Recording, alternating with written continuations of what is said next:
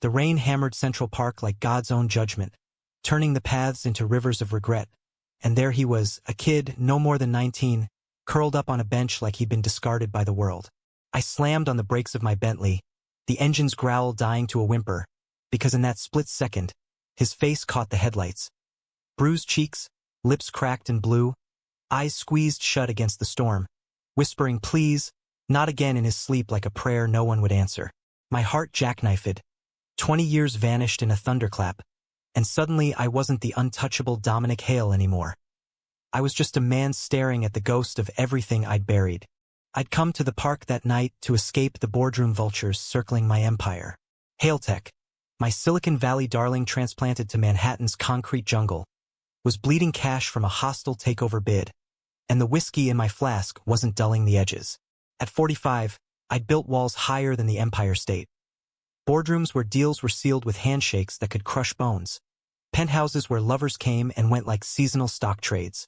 Gay in a world that still whispered deviant behind closed doors. I'd learned early to armor up, out only to those who mattered, and even then, sparingly. But that kid on the bench, he cracked me open like cheap crystal. I killed the engine and stepped out, the downpour soaking my Armani suit in seconds. Hey! I called, voice rougher than I intended. You can't stay here. You'll drown.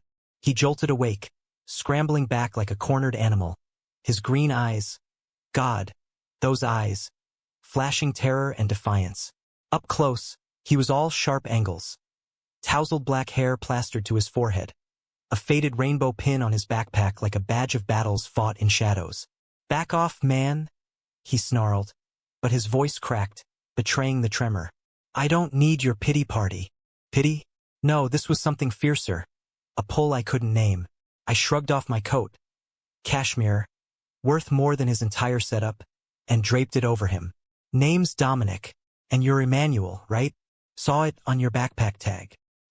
I glimpsed it when he shifted, but mostly, I was stalling, buying time against the ache in my chest.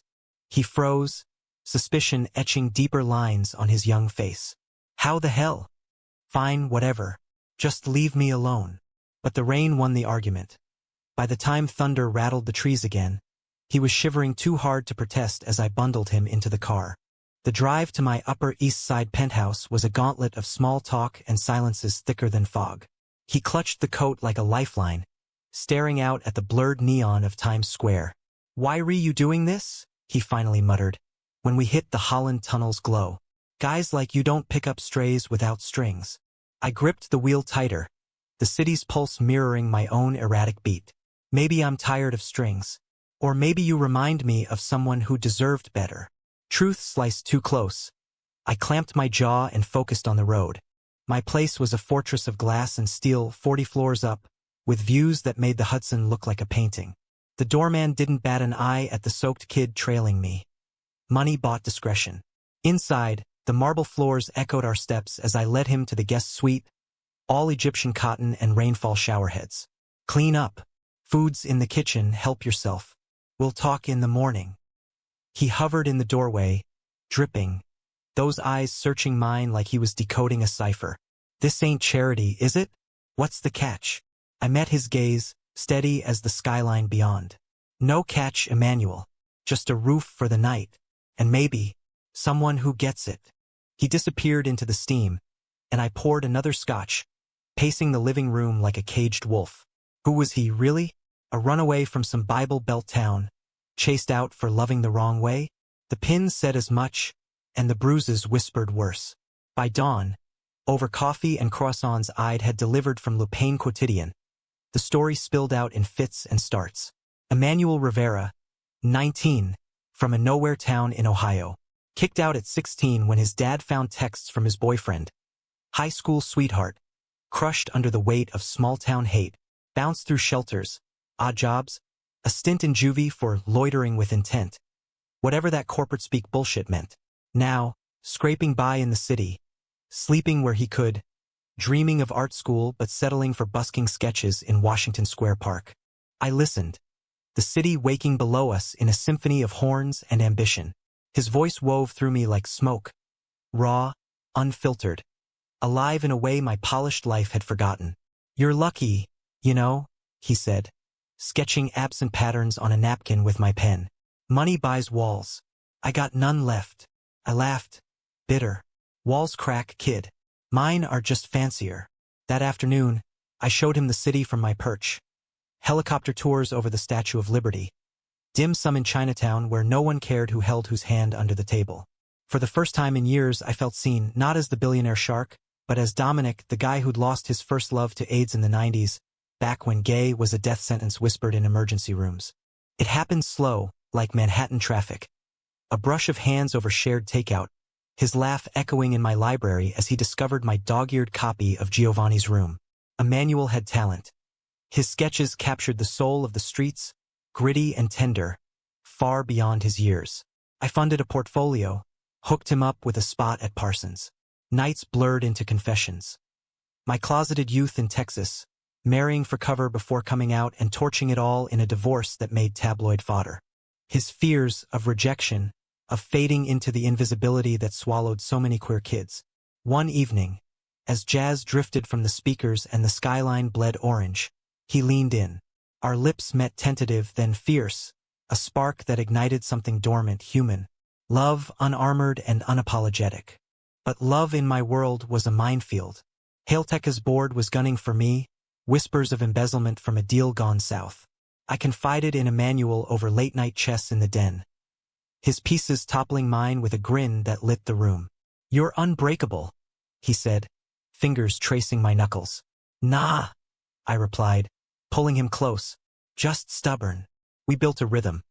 Mornings sketching by the window, afternoons walking the high line hand in hidden hand, evenings tangled in quiet intimacy. No rush, just the poetry of two souls sinking against the odds. He humanized me, peeled back the tycoon to reveal the boy who'd once dreamed of painting sunsets instead of acquiring companies. For him, I was sanctuary, a father figure morphing into lover, the line blurring in the best, most American way, reinventing ourselves under the stars and stripes of possibility. Then the betrayal hit like a freight train from Penn Station. It started with a leaked email chain, splashed across the Wall Street Journal.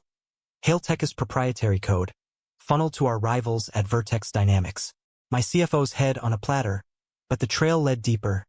IP addresses bouncing from a burner laptop I'd bought Emmanuel for his classes. I confronted the board in a war room thick with cigar smoke and suspicion. My voice ablaze. "Find the mole. Now." But doubt gnawed. That night, alone in the penthouse, I hacked the laptop's cloud. Old habits from my coding days. Files upon files. Schematics, financials, time-stamped from our bed, where he'd feigned sleep while I ranted about defenses. The door clicked open at midnight. Emmanuel, fresh from a gallery crawl, backpack slung low. "Dom? You look like hell." I held up the printouts, the room spinning like a bad acid trip from my wilder days. "Explain this." His face drained of color, green eyes widening. Not in denial, but defeat. I had to. The words tumbled. Vertex wasn't just a rival. They were his lifeline. Months ago, before the bench, a recruiter, slick as oil, had approached him in a shelter, promising tuition, a fresh start, if he got close to the mark. Me. "They knew about you, Dom. Knew you were vulnerable, that you'd taken a queer kid like some redemption project." I was starving, man. No one else gave a damn. Betrayal clawed my throat raw. Redemption? This was love, Emmanuel. Real as the rain that night. He sank to the floor, tears carving tracks through the dust. "It started as a job. Then, you." I tried to back out, but they had dirt, my juvie record, threats to my mom back home. "I fell for you, Dom." "God help me, I did." The room echoed with our ghosts. Laughter turned to lies, touches tainted by transaction. I stormed out, the elevator plummeting like my empire, hailing a cab to the park where it began. Rain again, softer now, washing the city clean. Hours blurred. Dawn broke with cops at my door. Vertex's play, pinning the leak on me to force a buyout.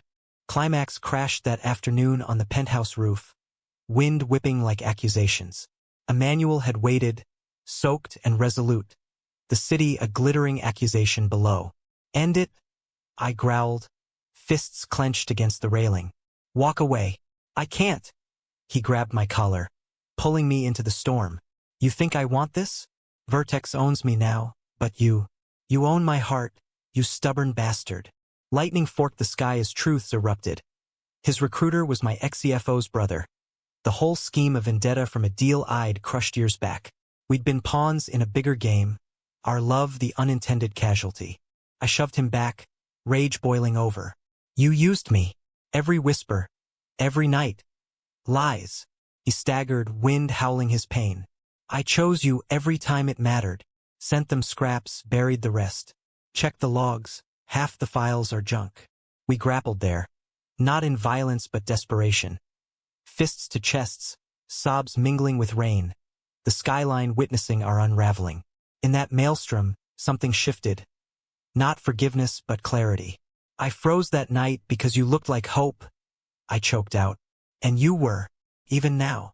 He collapsed against me, our breaths sinking in the gale. Then fight with me, not against. We did lawyers by evening, exposing Vertex's web in a blistering presser that tanked their stock and saved mine. The board hailed me a hero. I saw only the boy who taught me trust's razor edge. Emmanuel stayed, not as a kept secret, but partner, his sketches now adorning Hailtech's lobbies. A quiet rebellion against the suits. Months on, we walk Central Park paths unmarked by storms. Love, it turns out, isn't a ledger. It's the humanistic grit to rebuild after the flood. He sketches me sometimes, lines soft with truth, and I hold him under umbrellas we share. In America's vast, flawed promise, we found our corner. Two men, scarred and whole, proving that even billionaires can learn to sleep without walls.